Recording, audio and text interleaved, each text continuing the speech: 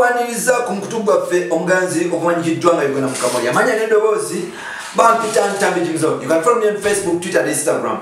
Naye nga obadde kimanyi nti before Bebe Cool okugulira manager we Ronnie Mutabazi emotoka n'okuba nti atonera omuwandiisi we ate nga ye producer we ate nga kigidde okuwanja agenda omusengingane mu Gagamel studio gwe bayita Ronnie Sweetest Sound oba Ronnie producer emotoka yasoose kugigulira mukyala we gwe bayita Zuwena.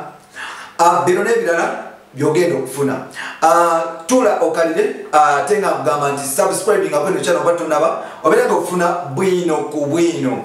Bebe Cool recently yakawa Ronnie Mutabazi manager we omupira lwena okuba nti Josh Boss bamugoba oba yegoba. I don't know the reason.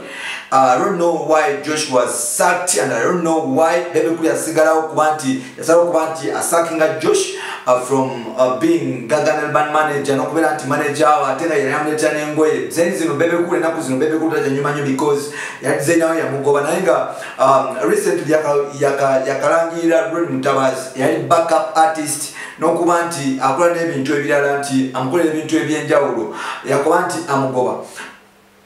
Binono recently okwanti amugoba Bebe Cool bintu bingi ebize byogerwa nti biki naye nga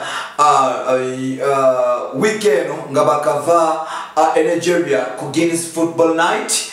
Bebe Cool yakomyewo n'ayugumya kibuga Kampala nawa Mutabazi emotoka kogata ne songwriter we one of the best producers between mu Uganda bamita Ronnie a producer amanya gama tu bamita Calvin Ronnie Matov Ronnie producer out a Sweetest Sound now nabanti amgono mulako naye emoroka yoita Mark X nayenga bantu babadde bawogera ebigambo nti sente zino simanya zavudde wa mukulu simanya zavudde wa naye ng'ebyama babe babisigaliza naye nga before okuwa Ronnie producer kugatane Ronnie Mutabazi manager emotoka omukulu ono last week yevamu nga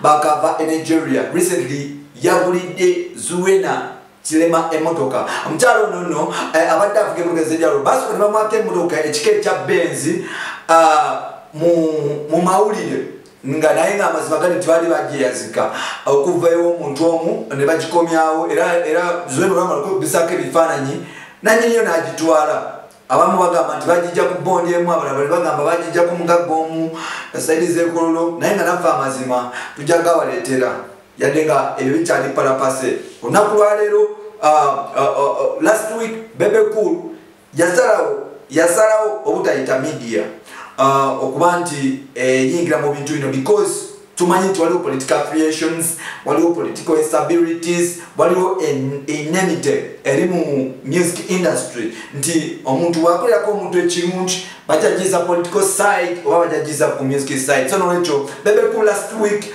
yagulira Zuwena Chilema emotoka ekika kya ML. Emotoka eno ML eri worth $1,000,000 za Uganda. That means it's a big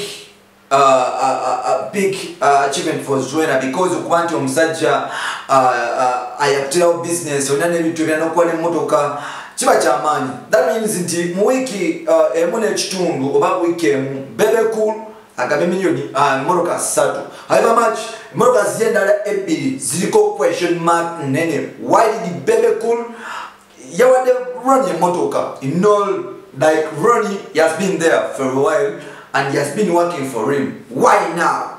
Why Mutabazi? Why is Zuwena? Na ifena tuchimanyi nti Zuwena ye mama wabana. So nolecho Bebe Cool before giving emotoka empya ku bano bachali baffe baneno yasoose kuba mukyala we era bitogerera Zuwena Chilema ali mukweyagala. Bino n'ebirala bye banolinda abasinga bagambye nti sente za ssebo ze zibonaabona abalala bagamba omukulu waya song yamukolera kyovula yasanyuse n'agula mukyala w'emmotoka kugatta olwokubanga mukyala gwa bawaya okuba nti agula ne producer yawandiika waya okuba nti awayalinga mukyala we n'awayana ne bafani ne bahavinga fun. Bino n'ebirala bye ba olinda episode zaffe eziddako. Sigadde Ntambi Jimzo, follow me everywhere. Sigala ku Uganda Mukamoli. Bye for now.